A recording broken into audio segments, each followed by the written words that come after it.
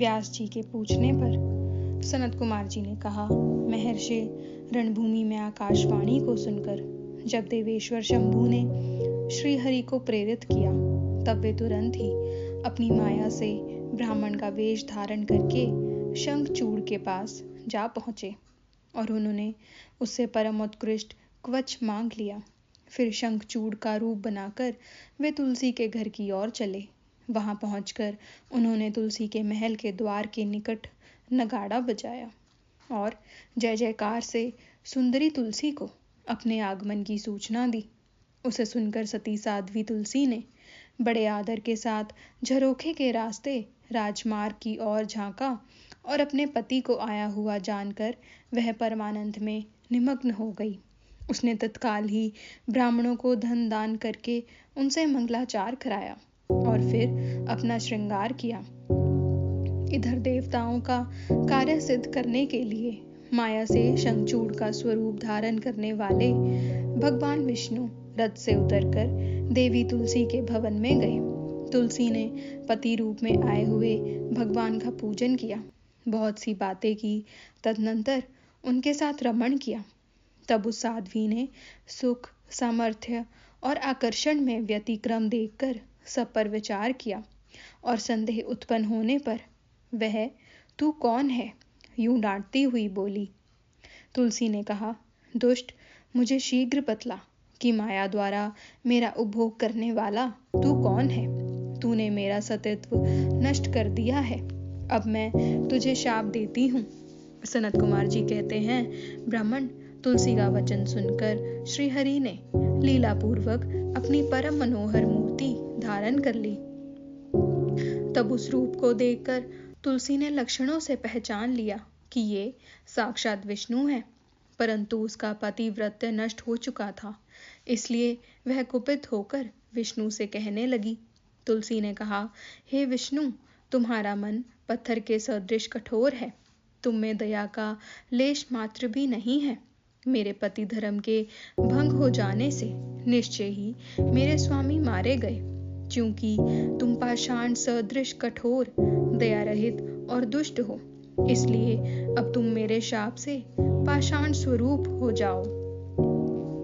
सनत कुमार जी कहते हैं, मुने, यूं कहकर शंखचूड़ की वह सती साध्वी पत्नी तुलसी फूट फूट कर रोने लगी और शोकार्त होकर बहुत तरह से विलाप करने लगी।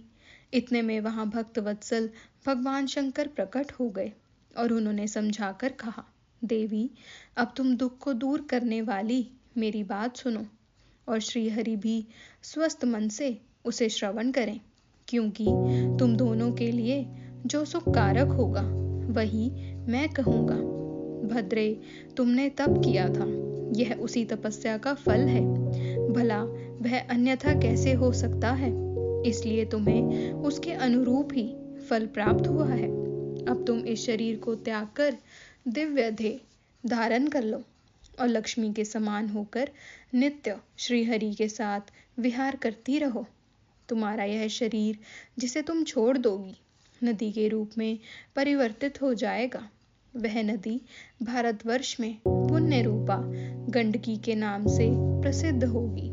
महादेवी, कुछ काल के पश्चात मेरे वर के प्रभाव से देव पूजन सामग्री में तुलसी का प्रधान स्थान हो जाएगा। सुंदरी, तुम स्वर्ग लोक में, मृत्यु लोक में तथा पाताल में भी सदा श्रीहरि के निकट निवास करोगी और पुष्पों में श्रेष्ठ तुलसी का वृक्ष हो जाओगी। तुम वैकुंठ में दिव्य रूप धारिणी वृक्षाधिष्ठात्री देवी बनकर सदा एकांत में श्रीहरि के साथ क्रीड़ा करोगी। उधर भारतवर्ष में जो नदियों की अधिष्ठात्री देवी होगी वह परम पुण्य प्रदान करने वाली होगी और श्रीहरि के अंशभूत लवण सागर की पत्नी बनेगी तथा श्रीहरि भी तुम्हारे शापवश पत्थर का रूप धारण करके भारत में गंडकी नदी के जल के निकट निवास करेंगे। वहां तीखी दाढ़ों वाले करोड़ों भयंकर कीड़े उस पत्थर को काटकर उसके मध्य में चक्र का आकार बनाएंगे। उसके भेद से वह अत्यंत पुण्य प्रदान करने वाली शालीग्राम शिला कहलाएगी। और चक्र के भेद से उसका लक्ष्मी नारायण आदि भी नाम होगा। विष्णु की शालग्राम शीला और वृक्ष स्वरूपिणी तुलसी का समागम सदा अनुकूल तथा बहुत प्रकार के पुण्यों की वृद्धि करने वाला होगा। भद्रे, जो शालग्राम शीला के ऊपर से तुलसी पत्र को दूर करेगा, उसे जन्मांतर में स्त्री वियोग की प्राप्ति होगी, तथा जो शंख को दूर करके तुलसी पत्र को हटाएगा, वह भी भार्याहीन होगा और 7 जन्मों तक रोगी बना रहेगा।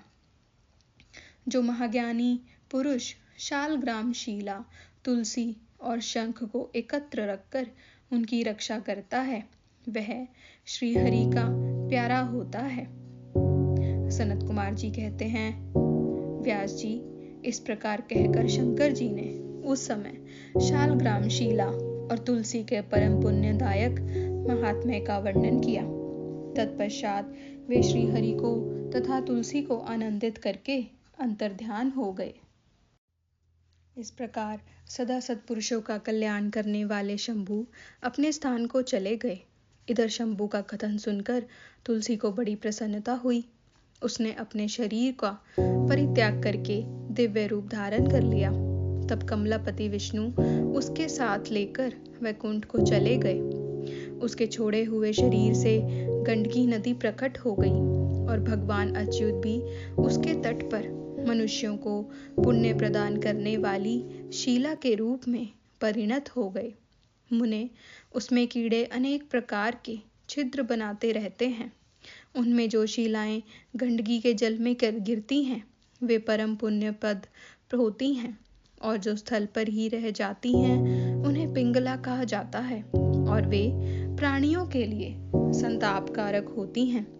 व्यास जी, इस प्रकार तुम्हारे प्रश्न के अनुसार मैंने शंभु का सारा चरित, जो पुण्य प्रदान तथा मनुष्यों की सारी कामनाओं को पूर्ण करने वाला है, तुम्हें सुना दिया। यह पुण्य आख्यान, जो विष्णु के महात्म्य से संयुक्त तथा भोग और मोक्ष का प्रदाता है, तुमसे वर्णन कर दिया है। अब और क्या सुनना चाहते हो,